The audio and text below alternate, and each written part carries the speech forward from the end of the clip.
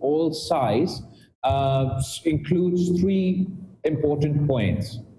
Not only obviously reference to the immediate ceasefire, but also an indication about future conversations at a neutral territory covering all friction points. So, I mean, I guess that's the answer to my question. Pakistan prides itself on its transparency during this period. We're still sort of open to questions and probing on the facts. India has relied on disinformation throughout this conflict.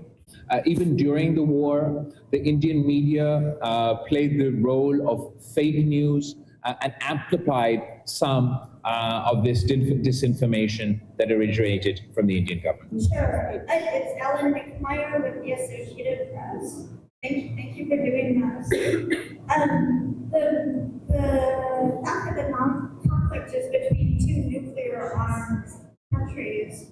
No, Pakistan was not asked anything to do with nuclear questions, full stop, let alone no first use during this conflict. Pakistan did not have to rely on its nuclear arsenal or the threat of its use of its nuclear arsenal to establish military dominance during this conflict. As far as future obligations or future commitments, I think the important first step is to build on this ceasefire, work towards a comprehensive dialogue where we can address any and all issues in an environment of peace outside of these hostilities where our neighbor is threatening to cut off our water supply. They call the ceasefire a pause, not a ceasefire. They call the ceasefire a trailer and expect us to wait for the movie. Their prime minister's giving speeches where he says, I have a message for the youth of Pakistan, eat bread or eat my bullet.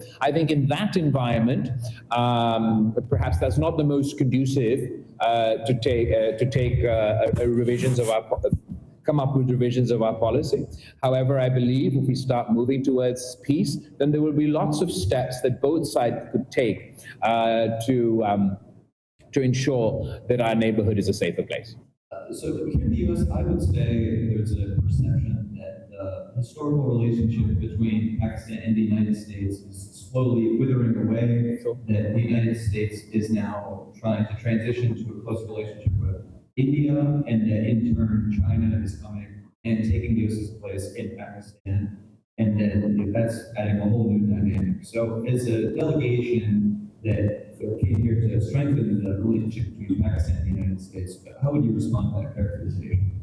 Look, as far as vacuums being created, there's no doubt that once the US started to pay less attention to Pakistan, that creates a vacuum. Nature detests a vacuum, and other people take that space. I do believe that the United States is reconsidering its historic approach or its approach in and around the fall of Kabul. We're talking investment, we're talking minerals, we're talking crypto, we're talking tech, we're talking agriculture. So that's moving in a positive direction. I will say that India has pitched itself as a net security provider for the region, and American taxpayer dollars go into subsidizing the Indian economy and the Indian military-industrial complex in exchange for it supposedly providing this net security provider role. I believe this 5 days of conflict has exposed India. It is not a net security provider. It is a source for insecurity in South Asia, and as a result, insecurity in the region and the globe. They brought the threshold for military armed conflict between Pakistan incredibly low. They launched a war on the basis of a lie, and then they couldn't even win that war, and the US had to intervene and ask and facilitate a ceasefire. I believe the real net security provider, or the foundations for a real net security provider in South Asia, would be for peace to be established between India and Pakistan. That would provide the stability in the region that is so desperately required. If we're going to be in the zone where anywhere in India there's a terrorist attack, and that leads to a military conflict that could potentially lead to a nuclear conflict that could potentially draw in regional powers, global powers, other countries, that's an incredibly unstable situation. The trade talks that the US is having with India, the trade talks that the US is having to Pakistan, while there may be sort of big, beautiful trade deals in the pipeline, if we don't manage to come back to a semblance of stability, that'll be counterproductive for all of us. I was curious about something. There's been so much talk for so long about the threat of Islamist militancy.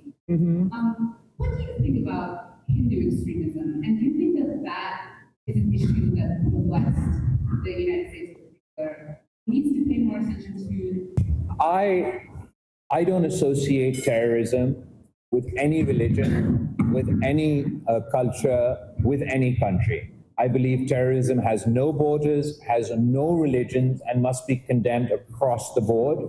It is politically convenient for terrorists. Sometimes they use the mask of one religion or another religion. Sometimes they use the mask of nationalism or separatism or something else. At the end of the day, we all need to take a uniform policy against non-state actors and terrorists. As far as extremism is a topic, it's absolutely a bone of contention. It's a concern for us. We deal with extremisms of all forms, shapes, and sizes within Pakistan. Extremism in India is a new reality. And unfortunately, that Hindutva extremism that we're witnessing in India, that you can trace back to, however far back you want to. I often start with the Gujarat riots, but that's not actually sort of the source of this extremism. It's absolutely evident across Indian society. The word terrorism is used as a wolf whistle to demonize minorities, to demonize the Muslims in India, to demonize the Muslims in occupied Kashmir, and to demonize the Muslims in their neighborhood. I don't think that particularly, serves the purpose for the people of India. We've witnessed saffron terror in the past, terrorist attacks that have taken place in India, from the Samjhauta Express to the Gujarat riots and so on, have never gone punished. In fact, it was Modi himself and his government who forgave the gang rapists from the Gujarat riots. The people who were charged in the Samjhauta stress attacks were set free. So it's clearly a problem for the Indian government to also deal with. What's even more concerning is that the source of this Hindutva extremism is the RSS.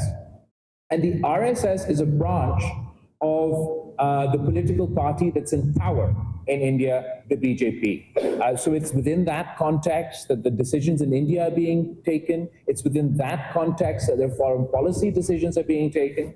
And I think that is a challenge for all of us.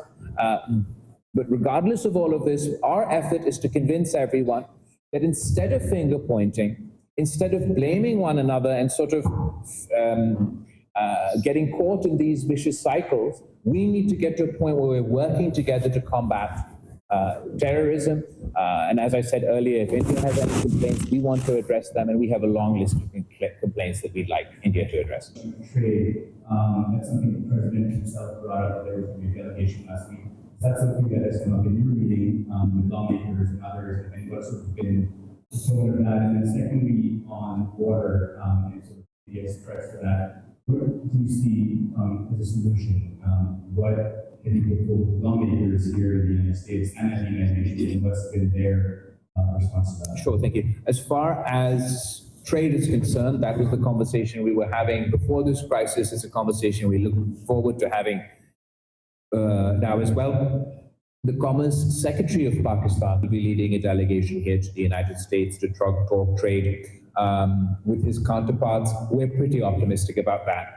I think that sort of the way that these tariff decisions have been playing out for different countries have different contexts. For Pakistan, it's given us an opportunity because Pakistan and the United States don't spend that much time talking about trade. We talk about terror, we talk about Afghanistan, we talk about other things. That's what we've spent the last couple of decades of this relationship obsessing about. I think Mr. Trump's decision vis-a-vis these tariffs have forced us to have a comprehensive discussion about trade, and there's a lot of potential that I believe we can unlock as a result of that conversation. As far as water, as far as the Indus Water Treaty, everyone we have met, obviously at the United Nations, but even here in Washington, D.C., we're all unanimous in condemning this decision. Everybody is expressing to various degrees how they don't want this precedent to be set. I'm sure in their conversations with the Indian government and their representatives, this issue will be raised. I don't think that this is a position that the Indian government is going to be able to sustain for very long. It is not the moral high ground, it is the lowest of the low ground to try and maintain this position that you're going to cut off Pakistan's water. I do hope that the international community, above and beyond geopolitics or any kind of partisan politics, will speak in one voice in condemning this decision. Much to follow on the Indus Water Treaty. In your meetings with your American counterparts, did you give them a request? Did you request them to help you negotiate with India to help you solve this problem? This is first. And secondly, you did talk about your earlier presentation that India has not. So as far as the water issue is concerned, and as far as discussions with the United States is concerned, we haven't asked for mediation on any of our issues.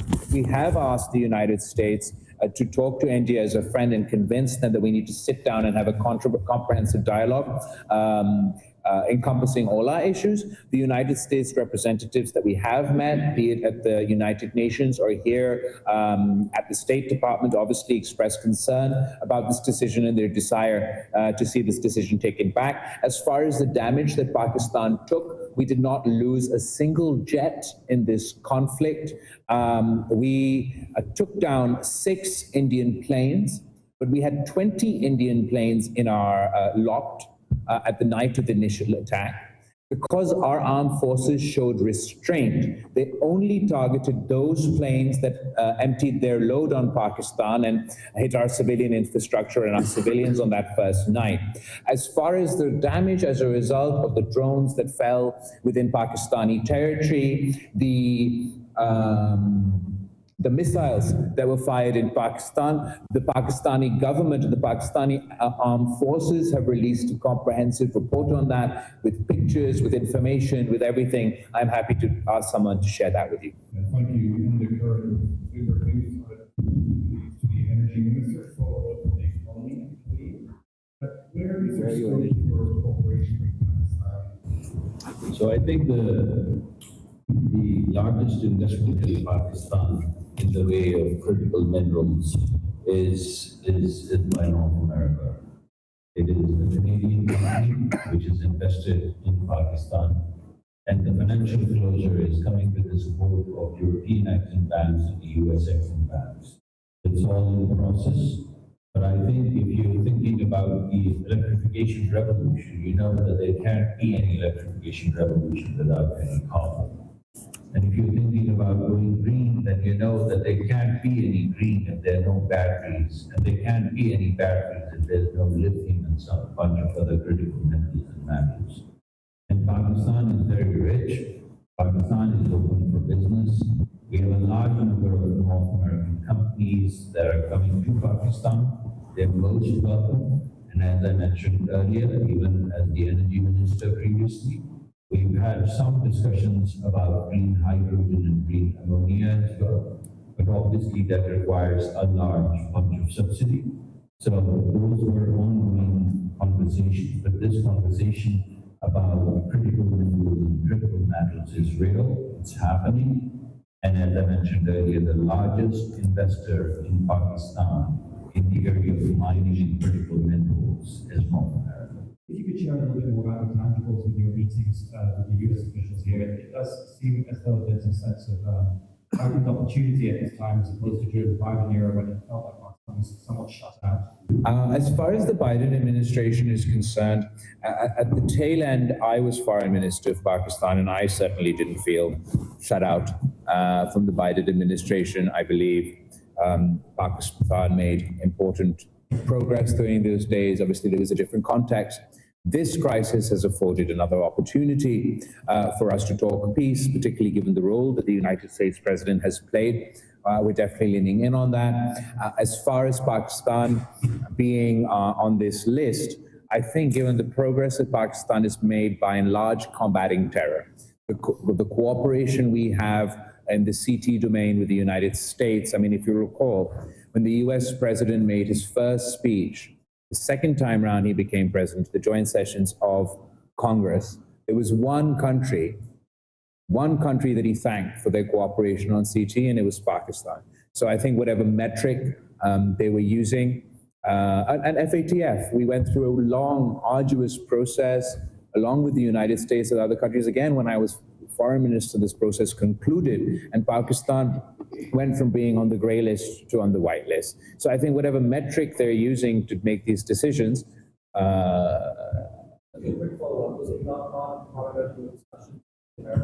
no conversation on Imran Khan at state or any government level.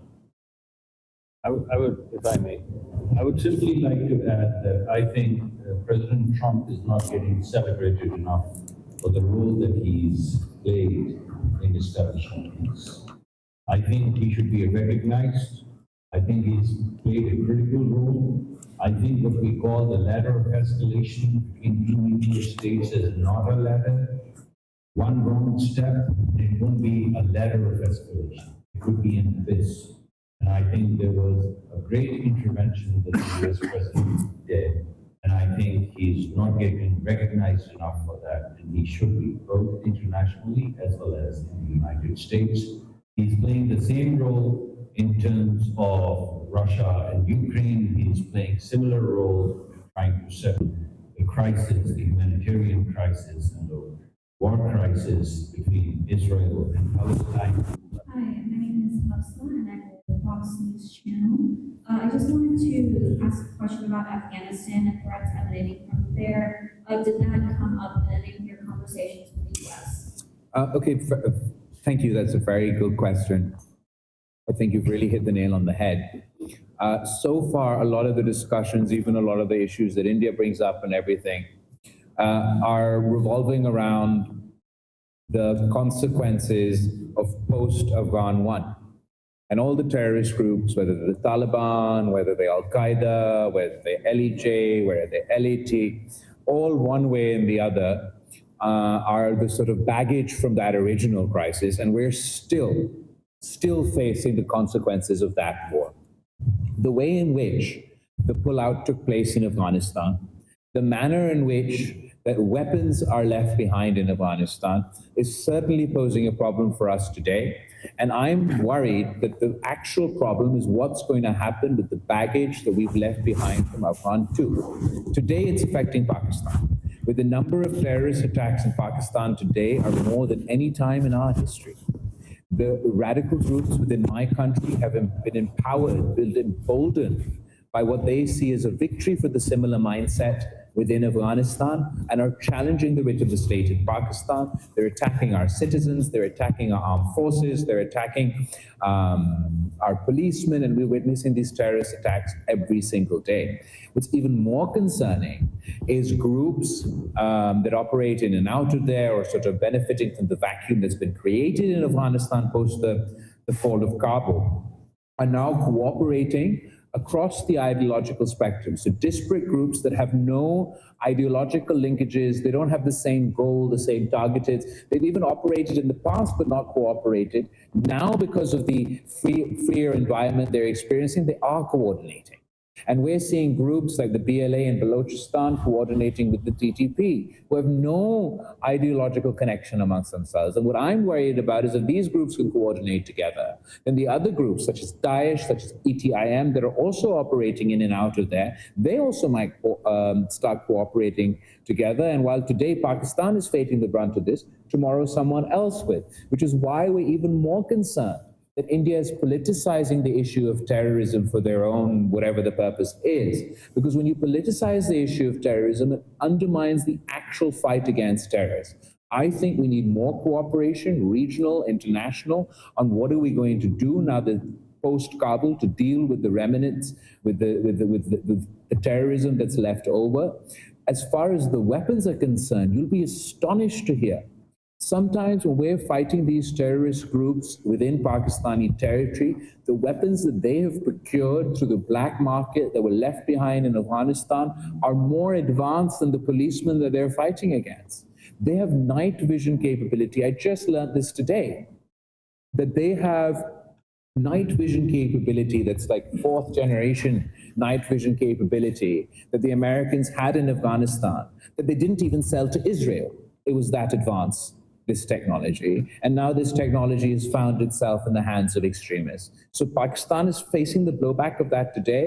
What I'm really concerned about is, heaven forbid in the future, somebody in and out of Afghanistan crosses into Pakistan or doesn't even cross into Pakistan, but goes on to conduct terrorist attacks in a third country, which is why we're calling for dialogue, comprehensive dialogue that includes terrorism, so we can cooperate in the region, but also seeking to cooperate internationally. We have a counter-terrorism dialogue coming up between Pakistan and the United States, and I think it will be very beneficial in the context of your question. Add something. One major U.S. newspaper traced the weapons used in 12 March train hijacking and terrorism. Those weapons used by terrorists were captured by Pakistan's forces. And the US newspaper traced these weapons back to their American manufacturer. And so the weapons that the United States left in Afghanistan are very clearly being used to perpetrate terror in Pakistan. Sir. John Sisson from the Turkish Federal Agency. You spoke about the fake news during this escalation, and one of the stories that got attention was the Turkish military support in Pakistan and claims that Turkish planes brought ammunition or some weaponry to Pakistan. So we know there is a cooperation between Pakistan and Turkey in the defense industry and defense field. What can you tell us about the Turkish role during this 5 days of escalation? First, we're obviously very grateful for our relationship with the people of Turkey, the government of Turkey. As far as our defense procurement is concerned, we procured a lot of our defense equipment also from Turkey. I don't know if I'm allowed to go into specifics, but I can say that we procured equipment from Turkey, and we used that equipment during the conflict. I think this was the first conflict when the opposing side didn't only take issue with Pakistan, but also took issue with anybody who made our planes, or anybody who made our drones, or anybody who made our who facilitated us in that sense. And I think that's a bit strange. There was a lot of disinformation that emanated out of this, but we're incredibly grateful for the role that the Turkish government, the Turkish leadership, the moral support that the Turkish leadership and the Turkish people gave us during this difficult time. Madam, was there a Turkish effort during the escalation as well? Absolutely. There was many friendly countries reached out not only to us, also to India, to try and ensure that the issues didn't escalate and we could work towards a ceasefire. Yes, I have an argument with that. One thing the Indian delegation has been telling the media here is that they're not interested in any talks with Pakistan because the Pakistani civilian leadership does not really hold any real power, and it's the military that. Thank you. First of all, that's not what they're saying. They're saying no to everything.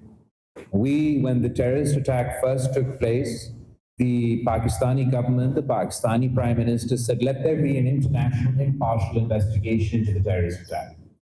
They said no. Donald Trump says, let there be mediation between India and Pakistan. They say no. We say, let there be dialogue between Pakistan and India. They say no. They haven't said whether the dialogue, they haven't pointed out to us that if the dialogue is with civilians or military, they've just said no across the board to dialogue with Pakistan. The military leadership and the political leadership are all on the same page within the Pakistani context. We're united against terrorism, and we believe it is in the interest of our region to establish peace with India. It is India who's been running away from calls for an investigation, and it's been India who's been running away from efforts for dialogue. I believe that is perhaps the latest excuse for not having a dialogue right now. If they'd like to talk to our generals, I can arrange it. If they'd like to talk to our politicians, I can arrange it. That shouldn't be a problem. It's quite ironic because the only communication that is taking place is with the army. Isn't it ironic? What a question. Think about it. The only communication that is taking place right now is between DGMOs. So military is talking to military, and here they come to Washington, D.C. and say, we are not going to talk to you because we don't want to talk to the military, my friends. Military is the only agent that you're talking to. But only in the context of the ceasefire. Above and beyond the ceasefire, There's no communication. No communication either with the military or with the civilians. But on the ceasefire front or the de-escalation front, the point of contact was DGM.